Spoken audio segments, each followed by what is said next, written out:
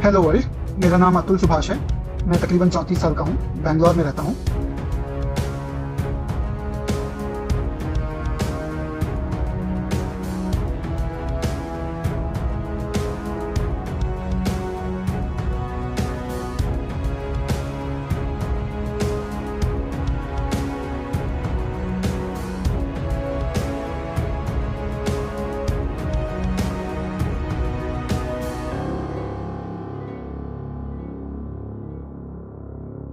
अतुल सुभाष, ये वो नाम है जो कुछ दिन से लगातार सोशल मीडिया के हर प्लेटफॉर्म पर ट्रेंडिंग पर चल रहा है। लेकिन अफसोस इस बात का है कि ये नाम किसी अच्छी खबर को लेकर ट्रेंडिंग पर नहीं है।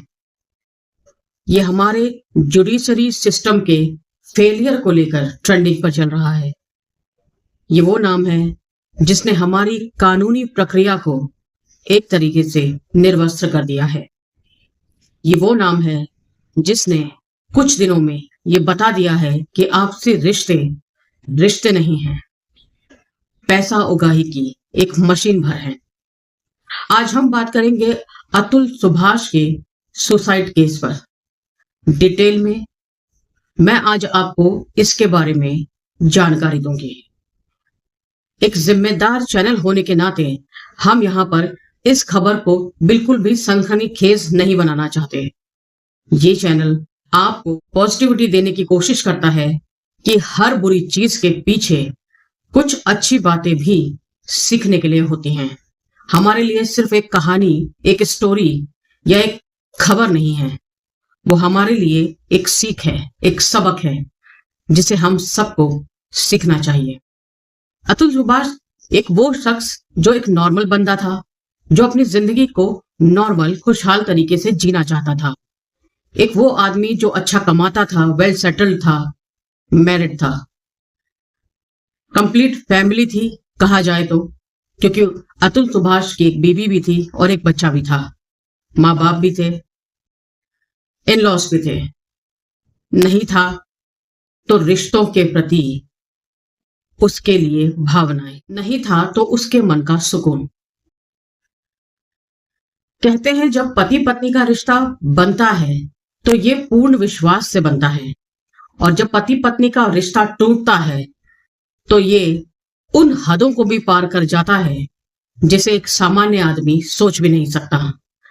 आपने बहुत सारे ऐसे किस्से कहानियां सुनी होंगी, ऐसी रियल क्राइम स्टोरीज सुनी होंगी, डॉक्यूमेंट्रीज देखी होंगी, जिनमें जब पति पत्नी का रिश्ता कोर्ट कचहरी की दहलीज तक पहुंचता है तो वो एक बहुत ही घिनौना रूप धारण कर लेता है। अतुल सुभाष एक बहुत ही सीधा, सामान्य और डिसेंट इंसान, लेकिन उसकी जिंदगी की एक गलती आज उसे ट्रेंडिंग पर ले आई। अब आप कहेंगे कि उसकी जिंदगी की गलती आत्महत्या थी। जी नहीं, उसकी जिंदगी की गलती निकिता सिंघानिया थी, उसकी धर्मपत्नी। उसकी जिंदगी की गलती मैट्रिमोनी साइट पर रिश्ते ढूंढना थी। उसकी जिंदगी की गलती निकिता सिंघानिया से मुलाकात थी, और उसकी जिंदगी की सबसे बड़ी गलती निकिता सिंघानिया को पार्टनर के रूप में चुनना थी। इसलिए कहते हैं कि जीवन साथी का जब भी चुनाव करें तो बहुत सोच समझ कर करना चाहिए। अतुल सुभाष एक वेल सेटल्ड आदमी था, उसकी उम्र हो चुकी थी शादी लायक। तो जैसे हर किसी को होता है और हर माँ बाप को भी होता है कि बच्चा बड़ा हो गया, अब शादी हो जानी चाहिए, और आजकल समझदार लोग भी एक उम्र के बाद शादी का फैसला करने लगते हैं। तो यही विचार कुछ अतुल सुभाष के मन में भी आया, और एक शादी.com वेबसाइट पर उसने अपनी प्रोफाइल डाल दी। शादी.com पर अतुल सुभाष को निकिता सिंघानिया का प्रोफाइल मिला। ऐसी बात है कि अतुल सिंघानिया को वो पसंद आई होगी, इसीलिए उसने उसे अप्रोच किया, और निकिता सिंघानिया ने भी अतुल को अपने लिए पसंद कर लिया। लेकिन यहाँ पर कुछ चीजें ऐसी थी जिनका जिक्र करना बहुत जरूरी है कि अतुल के परिवार वालों ने ये दावा किया है कि शादी से पहले निकिता सिंघानिया ने अतुल सुभाष की पे स्लिप तक मंगाई थी देखने के लिए। यानी कि निकिता सिंघानिया ने कोई भी गलती करने की यहाँ पर कोशिश नहीं की। एक बहुत ही एजुकेटेड और समझदार लड़की जिसने अपना भविष्य सोचकर शादी करने की सोची थी, उसने अपने फ्यूचर को सिक्योर करने के लिए पूरी तैयारी कर रखी थी। उसने जिस लड़के को शादी के लिए चुना था, वो उसका पूरा आगा पीछा जानना चाहती थी ताकि कोई भी गलती ना हो सके। वो ये जानना चाहती थी कि लड़का फाइनेंशियली साउंड है या नहीं है। इसीलिए उसने उसकी पे स्लिप तक भी मंगाई। जब वो आश्वस्त हो गई, जब वो पूरी तरह से उसको यकीन आ गया कि हाँ, अतुल सुभाष ही उसकी उम्मीदों पर खरा उतरने वाला एक सीधा शरीफ बंदा है जो उसके जाल में फंस सकता है, तो उसने शादी के लिए हाँ कर दी। समय था 2019 का। महीना था अप्रैल, जब अतुल सुभाष ने निकिता सिंघानिया से शादी की। शादी के कुछ दिनों के बाद से ही निकिता सिंघानिया ने अपने असली रंग दिखाने शुरू किए। जब अतुल सुभाष ने अपने लिए यह आत्मघाती कदम उठाया, तो उसने एक वीडियो भी बनाया जो कि लगभग 1 घंटे 20 से 23 मिनट तक का है। इस वीडियो में अतुल सुभाष ने वो सब चीजें बताई जिन चीजों को शायद वो नहीं कह पा रहा था, लेकिन क्योंकि ये सोचा समझा लिया गया फैसला था, तो अतुल सुभाष ने अपने दिल को एक तरह से खोल कर रख दिया। तो उसने अपनी शादी से लेकर के अपने आखिरी लम्हों तक के हर उस मोमेंट को बताने की कोशिश की पूरी दुनिया को, ताकि लोगों को यह समझ आ सके कि वो आखिर किस नर्क से गुजर रहा था। शादी के कुछ दिन बाद ही निकिता सिंघानिया ने अपने असली रंग दिखाने शुरू किए। निकिता सिंघानिया ने हनीमून तक पर भी अतुल को अपने असली रंग दिखाने शुरू किए।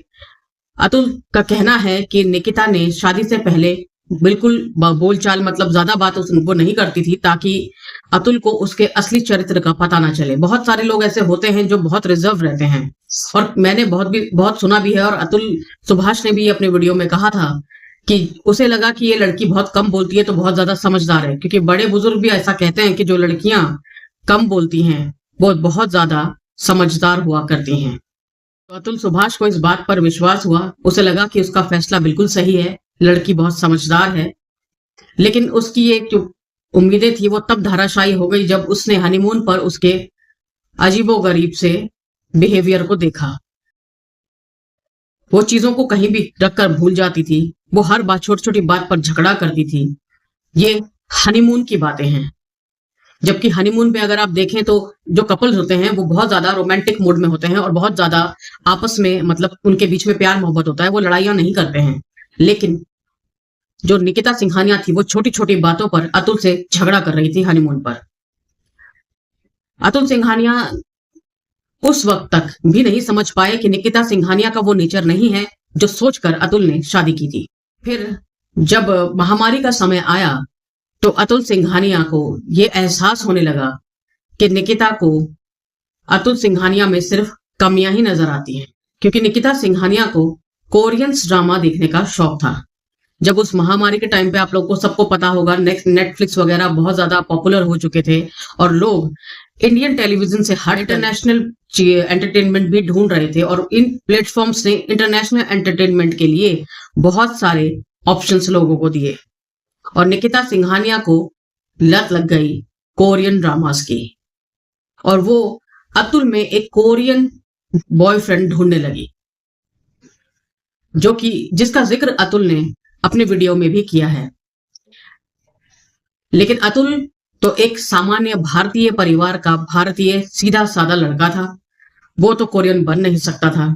निकिता सिंघानिया को उससे भी प्रॉब्लम्स होने लगी, वो उससे झगड़ा करने लगी। झगड़ते झगड़ते निकिता सिंघानिया और अतुल की जिंदगी आगे हिचकोले खाती हुई बढ़ रही थी। फिर उनकी जिंदगी में उनका एक बेटा आया। जब अतुल की जिंदगी में उसका बेटा व्योम आया तो अतुल को लगा कि अब जिंदगी शायद ढर्रे पर आ जाएगी, क्योंकि मां बनने के बाद कई लड़कियों में मेच्योरिटी आती है, बदलाव आते हैं, ठहराव आता है। लेकिन अतुल की सोच गलत थी। यहां पर निकिता सिंघानिया के दिमाग में अलग खिचड़ी पक रही थी। निकिता सिंघानिया भी बच्चे को देखकर खुश थी, क्योंकि उसे अब अतुल को ब्लैकमेल करने का ये एक नया हथियार मिला था। बिना कुछ कहे वो अतुल को छोड़ करके अपने मायके चली जाती है। अपने मायके से जौनपुर से अतुल सुभाष पर डौरी के केस मुकदमे डाल देती है। निकिता सिंघानिया ने अतुल पर 5 झूठे मुकदमे दर्ज करवाए और बस यही से वो चक्रव्यूह शुरू हुआ जिसपे अतुल सुभाष फंस कर रह गया। बहुत सारी लेडीज में ये प्रॉब्लम्स होती हैं कि जब उनको अपने पार्टनर को या अपने हस्बैंड को परेशान करना होता है तो वो अपने बच्चों को ढाल की तरह यूज करती हैं और बच्चों को उसके बाप से या यूं कहें कि उसके फादर से मिलने नहीं देती है। और यही एक जो इमोशनल पॉइंट होता है जहां पे आके एक आदमी, एक पुरुष टूटता है, जब उसे अपना बच्चा देखने तक को नहीं मिलता। तो बात करना तो बहुत दूर की बात है।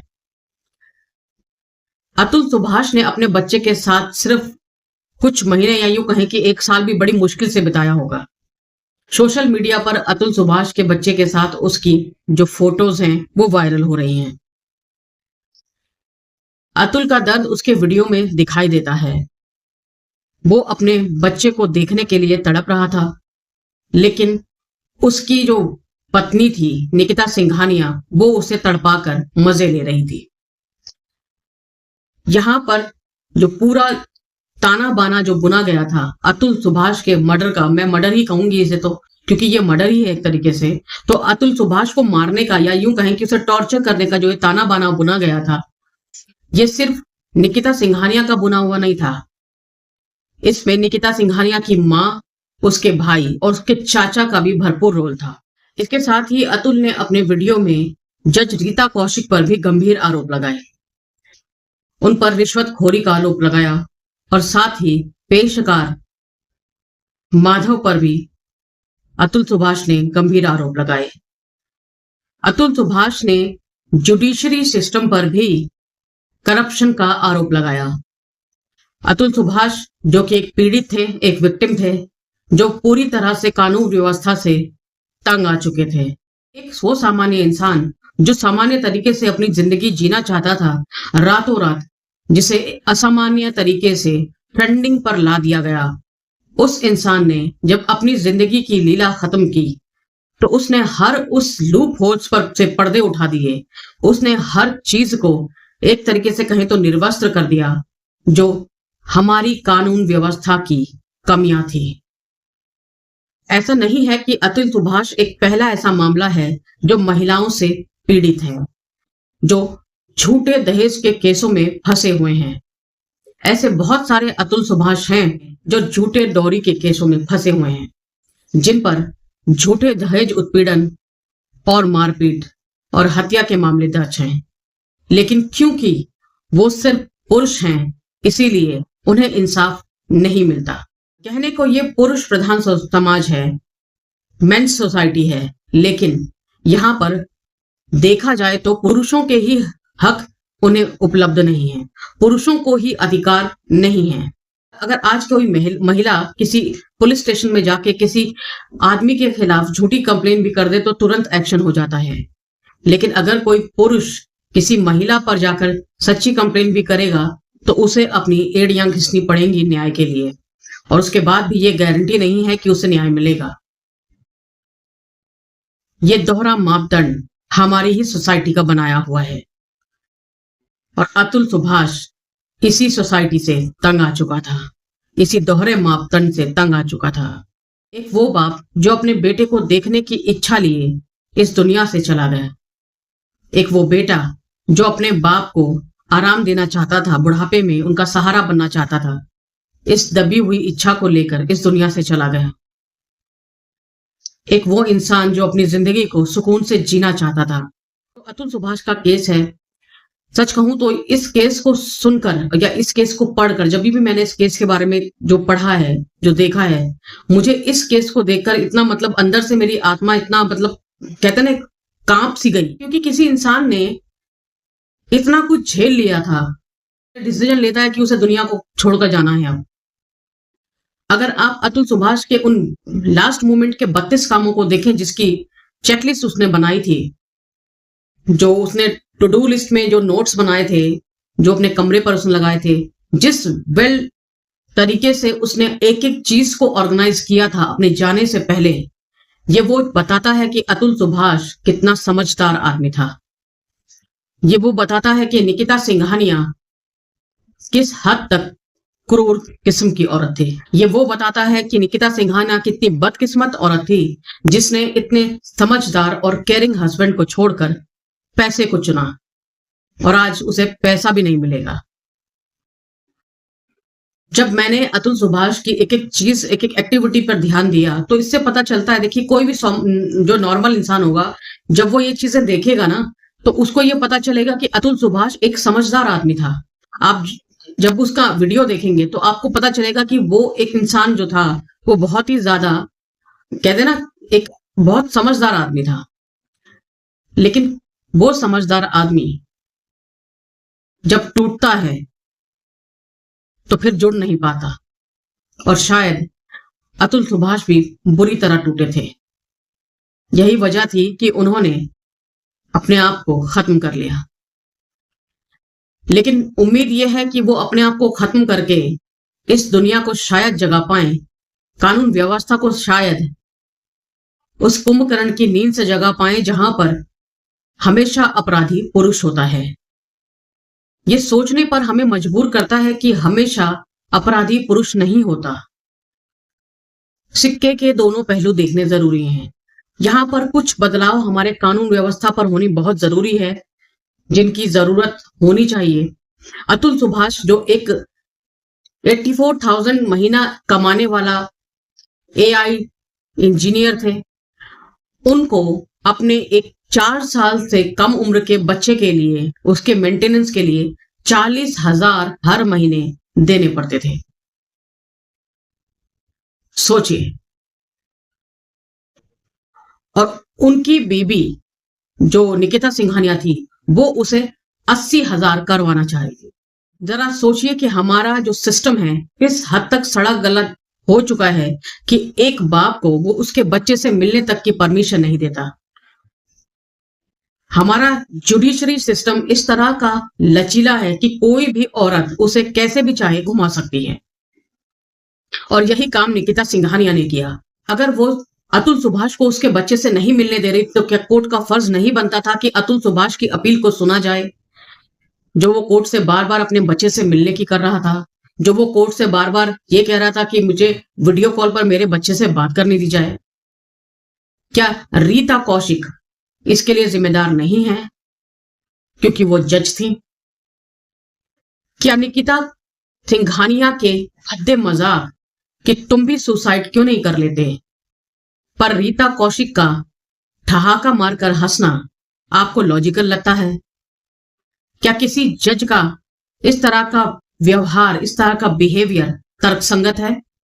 अतुल सुभाष ने जो जज रीता कौशिक पर गंभीर आरोप लगाए हैं कि उन्होंने अतुल सुभाष से 5 लाख रुपए की रिश्वत मांगी ताकि वो मामले को कोर्ट में ही सेटल कर दें, और साथ में ये भी कहा कि नहीं तो सारी जिंदगी तुम कोर्ट के चक्कर ही काटते रह जाओगे। एक सामान्य इंसान, सोचिए, जब एक कोर्ट में कानून के दरवाजे पर जाता है इंसाफ की उम्मीद लिए, और जो जज है अगर वो इस तरह की बात करेगा तो क्या उसे इंसाफ मिल पाएगा? क्या उसे उम्मीद करनी चाहिए कि उसे इंसाफ दिया जाएगा?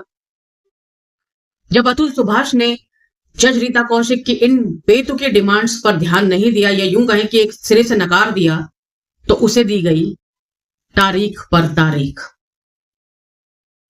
यहां पर दामिनी फिल्म की वो तारीख वाला जो सीन है ना, वो बिल्कुल सही बैठता है। तारीख पर तारीख, तारीख पर तारीख। और इन्हीं तारीख पर तारीख से अतुल सुभाष टूट चुके थे। क्या कहूं इस बारे में, क्या कहना चाहिए, क्योंकि हम भी एक सामान्य इंसान हैं। इस तरह की घटनाएं किसी भी सामान्य इंसान को 2 मिनट में खबरों पर ले आती हैं, उसे ट्रेंडिंग बना देती हैं, और मामला फिर ठंडा हो जाता है। मैं उम्मीद करती हूं कि अतुल सुभाष को इंसाफ मिले। जो अतुल सुभाष बहुत सारी टची बातें बोलकर गए हैं कि उनकी अस्थियों का विसर्जन तब तक ना किया जाए जब तक उनको जस्टिस नहीं मिल जाता। जो आखिरी वक्त तक वो बार बार जस्टिस इज ड्यू के रट लगाते रहे, जो अपनी दीवारों पर बड़ा बड़ा जस्टिस इज ड्यू लिख कर गए। उम्मीद करते हैं कि उनको वो जस्टिस मिल सके। उम्मीद करते हैं कि भारतीय कानून अतुल सुभाष की जान की थोड़ी कीमत समझेगा और ऐसे बहुत सारे अतुल सुभाषों की जान की कीमत को समझेगा और निकिता सिंघानिया जैसी औरतों को एक करारा सबक देगा, क्योंकि अभी समय सबक देने का है। अगर ये केस भी हर केस की तरह 2 दिन ट्रेंडिंग पे रहने के बाद ठंडा पड़ जाता है तो क्या होगा? क्या अतुल सुभाष के माता पिता, अतुल सुभाष के भाई उनकी अंतिम इच्छा को पूरा करेंगे? क्या अतुल सुभाष की अस्थियों को जौनपुर कोर्ट के गटर में फेंक दिया जाएगा? ये उनके लिए करना शायद नामुमकिन हो, लेकिन अतुल सुभाष की अंतिम इच्छा यही थी। इसीलिए हम सब ये प्रे करते हैं कि अतुल सुभाष को इंसाफ मिले, ताकि निकिता सिंघानिया जैसी औरतों को एक सबक मिले कि आदमी आपकी पैसे उगाए की मशीन नहीं है। अतुल सुभाष ने जो इमोशनल लेटर अपने बेटे को लिखा, शायद आप लोगों ने जरूर सुना होगा और आप लोगों की आंखें भी जरूर भीगी होंगी। एक बाप जो अपने बच्चे को बढ़ते हुए देखना चाहता था, एक बाप जो अपने बच्चे को अच्छा भविष्य देना चाहता था। सोचिए क्या क्या सपने अतुल सुभाष ने अपने बच्चे के लिए देखे होंगे, उसके फ्यूचर का। जब वो जवान होगा तो क्या करूंगा, जब मैं बूढ़ा होऊंगा तो मेरा बेटा क्या करेगा। वो सारे सपने एक गलत औरत ने बर्बाद कर दिए। मैं आप लोगों को सिर्फ इतना ही कहना चाहती हूँ, स्पेशली बॉयज से मैं यही कहूंगी कि जिंदगी के फैसले मैट्रिमोनियल साइट पर नहीं होते, जिंदगी के फैसले सोशल मीडिया पर नहीं होते। अगर आप जिंदगी का फैसला करना चाहते हैं तो बहुत सोच समझ के कीजिए, क्योंकि जिंदगी में एक गलत फैसला एक अच्छे खासे हंसमुख सामान्य इंसान को पूरी तरह से डिस्ट्रॉय कर देते हैं, उसकी लाइफ को हेल बना देते हैं। उम्मीद करते हैं कि अतुल सुभाष को इंसाफ मिले, उनकी आत्मा को शांति मिले, लेकिन मजबूरी यही है कि जस्टिस इज ड्यू। मिलती हूं आपसे नेक्स्ट एपिसोड में।